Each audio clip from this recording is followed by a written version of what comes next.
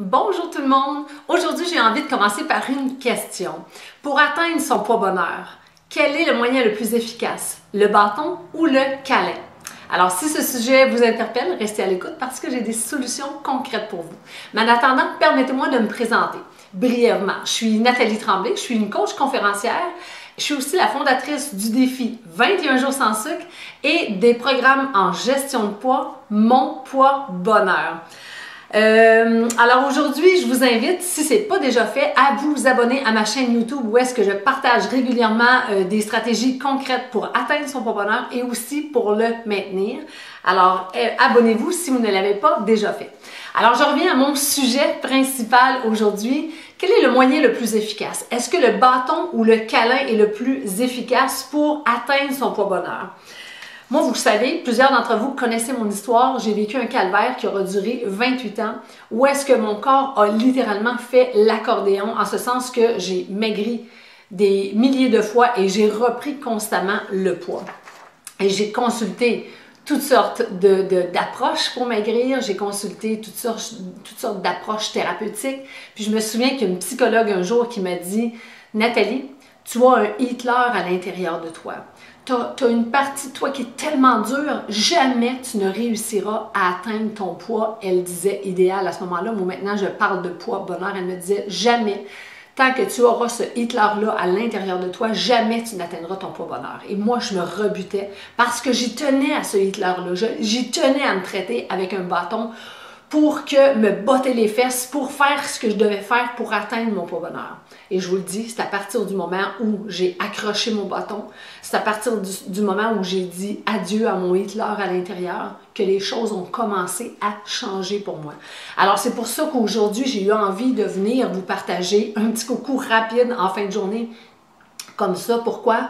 Parce que dernièrement, beaucoup de monde me disent « On arrive à la fin de l'année, je n'ai pas atteint mes objectifs, je m'en veux, je suis déçue de moi, j'ai honte, j'ai même repris du poids. » Je fais comme « Hey, il faut arrêter cette stratégie-là de bâton parce que ça nous amène à l'inverse de ce qu'on veut aller. Au lieu de nous approcher de notre poids bonheur, ça nous en éloigne. » Pensez à la stratégie pour, par exemple, dresser un cheval. Hein? Certainement que vous avez déjà vu sur YouTube des vidéos où est-ce qu'on essaie de dresser des chevaux. Moi, je le sais, j'ai été élevée sur une ferme. Un jour, j'étais tout petite, je ne sais pas quel âge je pouvais avoir, 7-8 ans peut-être. Mon père avait acheté un cheval à l'encan qui était têtu, qui était rebelle. Et mes frères essayaient de le dresser, les voisins essayaient de le dresser. Ils se sont mis des casques de skidoo parce que ma mère paniquait parce qu'elle était certaine qu'elle est un de nous qui allait se faire tuer par ce cheval-là. Mais certains des gens qui venaient pour essayer de nous aider, certains essayaient la dureté, la violence même, pour essayer de faire écouter ce cheval-là. Mais le cheval faisait tout le contraire. Et c'est à partir du moment où il y en a un de la gang qui a dit « OK, on arrête tout, on va essayer une autre stratégie. On va juste s'installer à côté, on va juste respirer avec lui. » Aujourd'hui, je comprends, dans mon langage de coaching, je comprends que lui a décidé de se synchroniser avec le cheval, juste respirer, juste aller se respecter le cheval. Et là, tranquillement, il a baissé les armes, baissé les résistances. Et là, le cheval a commencé à collaborer avec ce voisin-là qui était venu nous aider. Puis, plusieurs années plus tard, quand j'ai suivi ma formation de coaching, on nous a montré là-bas une vidéo où est-ce qu'au début, on essayait de dresser le cheval avec un bâton. Le cheval faisait tout le contraire de ce qu'on lui demandait. Et à partir du moment où le monsieur s'est calmé, a apporté de la douceur dans son approche, le cheval marchait dans le cerceau avec lui. Le cheval marchait avec le nez déposé sur l'épaule du monsieur et le monsieur lui faisait faire ce qu'il voulait.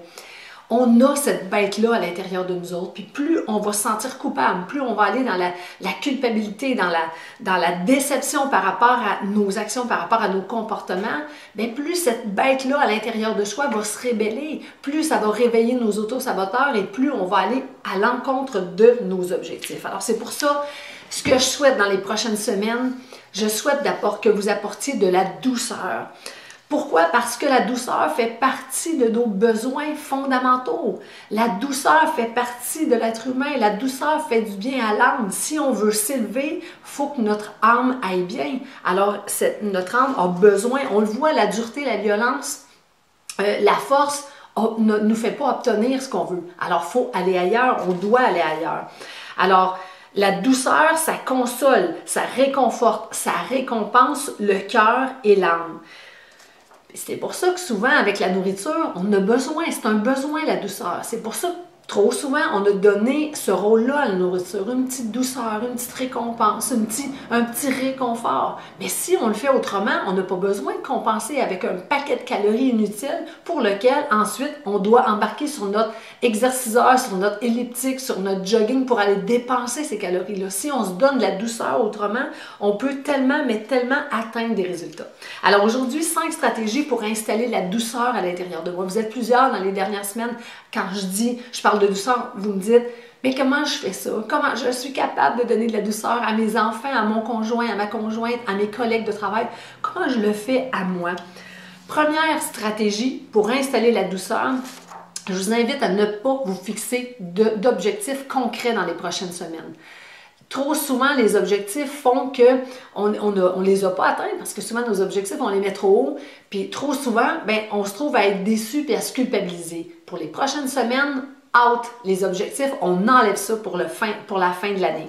Deuxième point, pour mettre de la douceur dans sa vie, mangez plus frugalement, mangez plus légèrement, plus modérément, tout simplement pour donner une petite pause à votre système digestif, amener de la douceur. Quand on mange trop plein, c'est un combat à l'intérieur pour aller éliminer ce repas-là, pour aller prendre les bons nutriments dans ce repas-là. C'est beaucoup de travail, c'est beaucoup d'acharnement pour la digestion à l'intérieur. Si on veut de la douceur, mangez plus léger. Troisième point, bougez, mais en faisant ce que vous aimez. Ne vous obligez pas à faire certains exercices que vous n'aimez pas. Dansez si c'est ce que vous aimez. Chantez du karaoké avec les bras dans les airs, ça va faire augmenter votre battement de cœur, ça va faire augmenter la transpiration. Vous allez être en business pour dépenser des calories, mais en plus, vous allez avoir fait du bien à votre âme. C'est ça qui est important. Ensuite, numéro 4, quatrième stratégie, laissez passer les pensées meurtrières, les pensées rabat-joie. Laissez-les passer, ils sont là dans nos têtes. Ça fait partie de l'être humain. C'est difficile d'éliminer ça. Ça prend des années et des années de méditation pour venir à bout de contrôler ces pensées. Faites juste les laisser aller, comme si c'était des nuages sur un tableau qui passe. Oui, vous en prenez connaissance. Vous avez une déception par rapport à la pensée qui passe, que vous n'avez pas fait ce qu'il fallait. Vous n'avez pas fait assez, vous avez fait trop. Mais laissez passer cette pensée-là, ne vous accrochez pas après. C'est comme ça que vous allez pouvoir vous donner de la douceur. Cinquième stratégie, soyez fiers de vous, quels que soient les comportements, quelles que soient les actions que vous avez posées dans une journée. Dites-vous que très souvent, vous avez fait au mieux avec le terreau qu'il y avait. On n'a pas toujours des journées super roses, on a des défis, on a des doutes, on a des sorties de zone de confort. C'est certain qu'on ne fait pas toujours à 200% ce qu'il aurait fallu qu'on fasse. Mais souvent, on a fait au mieux avec le terreau qu'il y avait là. Alors, soyez fiers quand vous mettez la tête sur l'oreiller le soir. Soyez fiers de ce que vous avez fait. Dites-vous, j'ai fait au mieux. Et demain, je ferai encore mieux. Apportez de la douceur. Traitez-vous comme vous traitez vos meilleurs amis, comme vous traitez vos enfants, comme vous traitez vos parents. Vous allez voir, ça va changer complètement. En tout cas, ça va enclencher un changement dans la relation que vous allez avoir avec votre corps. Et à partir du moment où la relation avec votre corps va se transformer, votre relation avec la nourriture va se transformer. À partir de là, ce n'est qu'une question de temps pour rejoindre votre poids bonheur. Vous n'avez pas besoin qu'on vous dise quoi manger quand. Écoutez votre cœur, donnez-vous de la douceur. Vous allez voir, c'est un des chemins les plus courts. C'est un des raccourcis que j'aurais bien aimé.